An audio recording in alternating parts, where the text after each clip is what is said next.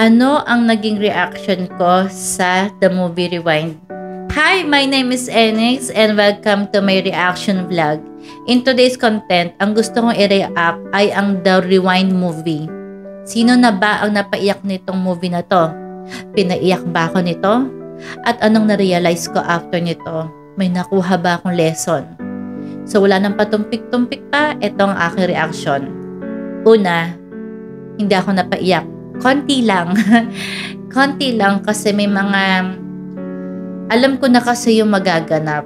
Alam ko na yung kwento kasi may pagka-similarity sila ng If Only by Nicholas Spark na movie. Kay Jennifer Love Hewitt yun. Maganda siya and kakaibang kwento.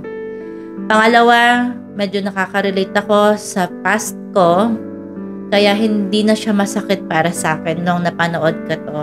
Kasi ganun na ganun ang kwento. May pagkakaiba lang. So, eto. Una, ang ganda ng lesson na nakuha ko dito.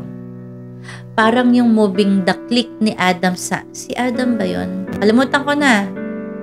Kung sino yung actor, pero Adam Sandler, tama. The Click movie. Ganun din siya. Wala siyang pasensya, lagi siya nagagalit, tatay siya. Tapos lagi sinasabi niya na, what did I do to deserve this? Pwede ba paki-forward ang buhay ko? Yun naman is forward yung kanyang buhay. And then, ang dami niyang na-miss na moment being with his wife and kids. Eto naman is parang if only. Parang binalik nila yung panahon na hindi pa na-aksidente si Marian. Kasi para maituwid niya yung mali na nagawa niya sa buhay niya. So, anong lesson na natutunan ko dito? Una, is kahit anong status mo sa buhay, kahit gaano pa kadami ng designer bag mo at damit, kahit gaano kadami ang iyong pera, lahat yan ay hindi sapat sa buhay. Kasi lahat yan, hindi din yung hindi mo rin mahanap yung happiness doon. At hindi mo rin hindi mo rin madadala yon sa lamay or sa burol mo or sa hukay. Para sa akin, sapat na kinikita, nakakain ka ng tama, may trabaho ka, di ka nawawalan kahit papano, may pambayad ka ng bills every month, may pambayad ka ng tuition fee ng anak mo, okay na yun. As long na hindi ka naman nawawalan. Kaya't sa totoo lang ha, I feel so inspired sa mga tao na nakakasalumuha ko, yung mga nakakausap kong ordinaryong tao sa kanto. Sobrang kulang ang kinikita nila araw-araw, pero makikita mo ang kanilang ngiti, saya, genuine talaga. Sobrang mahal nilang isa't isa, pamilya sila, tapos they care each other, needs and wants. Pero konti lang kinikita nila kasi they know how to value. Minsan, hindi sa dami ng pera at sa sobrang yaman mo, nakikita mo ang value ng buhay mo. Kasi I myself, naranasan ko din ang magkaroon ng pera na malaki. Pero kahit na lahat ng mga gadgets na nasa harap mo, andyan, di ka rin masaya. Mas gugustuhin ko pang mamuhay ng simple, pero kasama ng taong mahal ko at masaya kami palagi, nang walang halong kaplastikan. Kaya agree pa rin ako sa money cannot buy happiness. Totoo yan. Oo, nakakabili tayo ng mga material na bagay. 1,000 sapatos, sapat na yon. Kaya ako, ngayon, pipigilan ko na mag-shopping kung hindi ko naman kailangan talaga. Kasi kompleto na ako eh. May bahay, may bubong yung bahay, may suot ako, meron akong ulam everyday, lagi kaming busog, mag-ina. Tapos, May tubig kaming naiinom. Yun palang blessing na sa akin. Yun yung na-realize ko. And then pangalawa is, wag maging madamot. When I say madamot, wag yung puro ikaw. Ikaw lang yung may kailangan. Ikaw lang yung may gusto.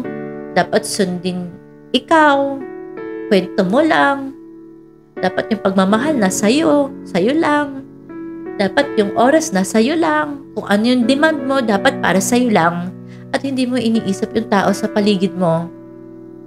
Yung genuine na nagmamahal sa'yo at nag-aalaga sa'yo, hindi mo naiisip yung needs nila. At nasasaktan sila doon kasi puro ikaw, at ikaw. Huwag kang maging selfish, in short. Intindihin mo din kung ano yung gusto nila, kung ano magpapasaya. Minsan, sa sobrang damot mo, attention lang nila, ang kailangan mo ay sapat na. Pero di mo pa napapansin kasi puro ikaw, at ikaw. Kaya huwag kang maging madamot sa kapwa. Hindi naman nila hinihiling na regaluhan mo sila. Hindi nila hinihiling na i-travel mo sila for free o bilhan ng kahit ano.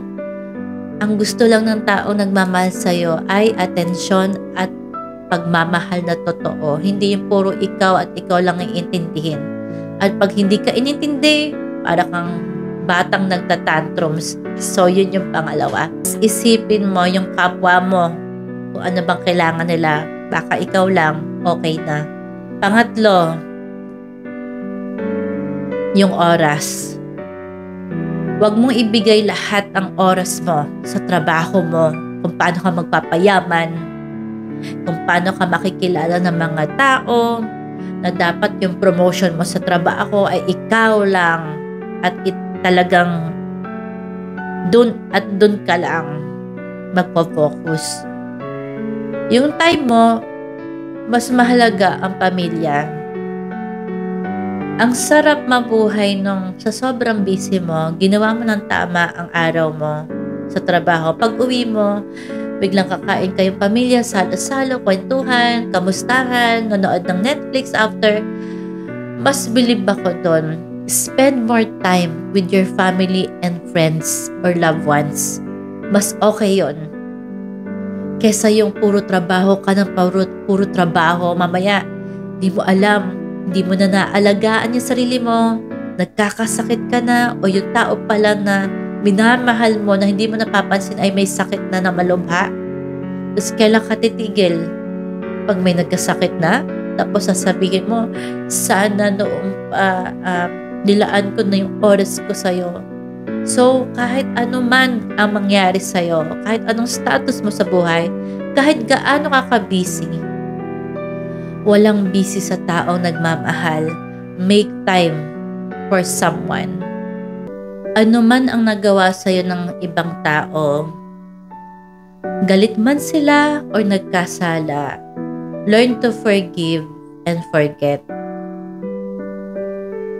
Lahat tayo ay, in general, natamaan dito.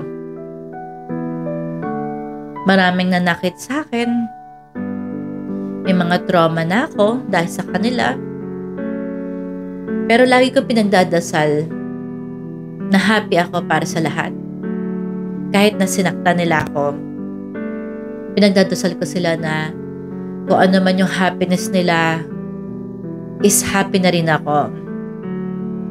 Nakikita ko naman masaya ang lahat. Pero for myself, lagi kong dinadasal na habang I'm learning to forgive all of them, sa akin is healing heart talaga. Mahil yung emotion ko everyday, mahil yung puso ko, at sana lagi ko silang patawarin araw-araw. Kasi hindi naman ako perfecto eh. I give a lot of chance to everybody. God knows that. Pero may mga times na for the very first time, may mga hindi rin akong binigyan ng pagkakataon na makabalik sa puso ko, sa buhay ko. Pinapatawad ko na sila. Hindi na ako bitter. Hindi na ako ampalaya. Hindi ko na rin binabalikan kung ano yung nagawa ng ibang tao sa akin. Kung ano man yung nabigay ko, sapat na yun, okay na yun. Parang binigay ko na lang kaysa na ako pa'y mag-iintay ng apologize. Minsan nga, ako na yung nagsasabing I'm sorry kahit hindi ko kasalanan. Ganun ako. Kasi I prefer my peace of mind. Pero ang importante is I forgive. Bukod sa i-treasure mo yung moment mo with your loved ones or yung mga tao sa paligid mo na genuine na nagmamahal sa'yo, is don't forget to say thank you all the time sa kanila. And I love you. Yung thank you and I love you, nakaka-regret yan pag hindi mo sinabi. Hindi alam ng ibang tao kung bakit ang dali ko magsabi ng I love you sa certain someone.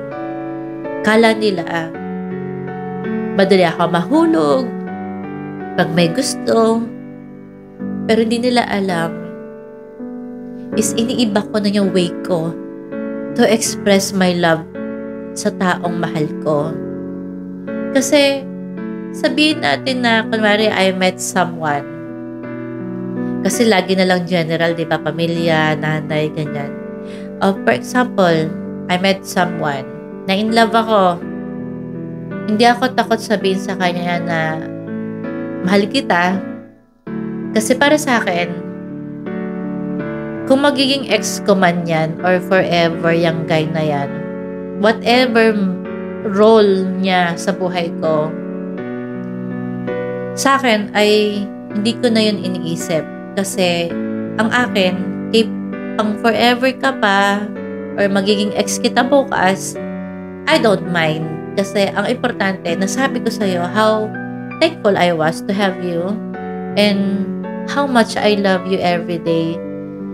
Kasi paano kung nawala yung guy na yun? So, hindi ko nasabi sa kanya na mahal ko pala siya. 'Di ba? Yun yung natutunan ko na nawala ang nanay ko kasi hindi ko nasabi sa nanay ko bago siya nawala, bago niya ako iniwan, kung gaano ko siya kamahal. At kahit 3 taon na nakakalipas, yun yung regret ko sa buhay ko. Kaya wag kayo magsasawang sabihin sa kanila na gaano nyo sila kamahal. Kaibigan pa yan, pamilya, magulang, kapatid, partner, nililigawan, katakang stage, asawa man yan, o boyfriend, girlfriend mo. Learn to appreciate them, make time for them, forgive.